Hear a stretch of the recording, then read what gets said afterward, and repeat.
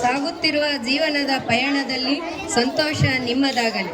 ಸಾವಿರಾರು ಸಮಸ್ಯೆಗಳ ಬಲೆ ಸರಿಹೊಂದಿ ಸಂಭ್ರಮದ ತಯಾರಿ ಶುರುವಾಗಲಿ. ಸಂಕಷ್ಟಗಳನ್ನು ಬದಿಗೊತ್ತಿ ಸಂಬಂಧಗಳನ್ನು ಬೆಸೆಯುವ ಕೆಲಸ ಆರಂಭವಾಗಲಿ.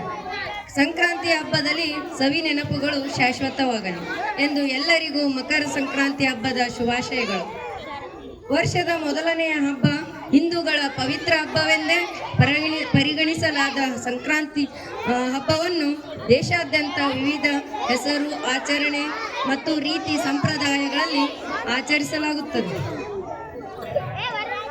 ಸೂರ್ಯದೇವರ ಹಬ್ಬವೆಂದೇ ಹೇಳಲಾದ ಈ ಹಬ್ಬವನ್ನು ಜನವರಿ 14 ಮತ್ತು 15ರಂದು ಆಚರಿಸಲಾಗುತ್ತದೆ. ಸೂರ್ಯನು ದಕ್ಷಿಣಾಯಣದಿಂದ ಉತ್ತರಾಯಣಕ್ಕೆ ಮಕರ ಪ್ರವೇಶಿಸುತ್ತಾನೆ.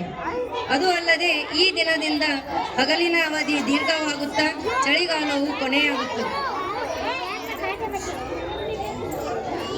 ನಮ್ಮ ದೇಶದಲ್ಲಿ ಪ್ರತಿಯೊಂದು ಹಬ್ಬವನ್ನು ಬೇರೆ ಬೇರೆ ದೇವರುಗಳ ಹೆಸರಿನಲ್ಲಿ ಆಚರಿಸುತ್ತೇವೆ. ಅದೇ ರೀತಿಯಾಗಿ ಈ ಹಬ್ಬವನ್ನು ಧಾನ್ಯಲಕ್ಷ್ಮಿಗೆ ಹೋಲಿಸಲಾಗುತ್ತದೆ.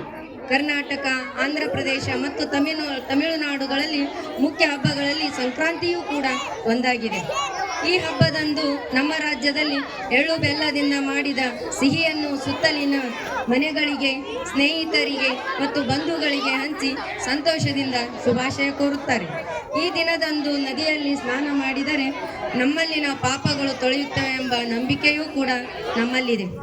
ಮಕ್ಕಳು ಗಾಳಿಪಟ ಹಾರಿಸುವುದರಿಂದ ಹಿಡಿದು ಮಹಿಳೆಯರು ಮನೆ ಮುಂದೆ ಬಣ್ಣ ಬಣ್ಣದ ರಂಗೋಲಿಯನ್ನು ಹಾಕುತ್ತಾ ಸಂತೋಷದಿಂದ ವಿವಿಧ ರೀತಿಯ ಭೋಜನವನ್ನು ತಯಾರಿಸಿ ಸಂಭ್ರಮಿಸುತ್ತಾರೆ. ಅದೇ ರೀತಿಯಾಗಿ ಎಳ್ಳು ಬೆಲ್ಲ ತಿಂದು ಒಳ್ಳೊಳ್ಳೆ ಮಾತನಾಡಿ ಎಂದು ನನ್ನ ಒಂದೆರಡು ಅನಿಸಿಕೆಗಳನ್ನು ಮುಗಿಸ್ತಾ ಇದ್ದೇನೆ.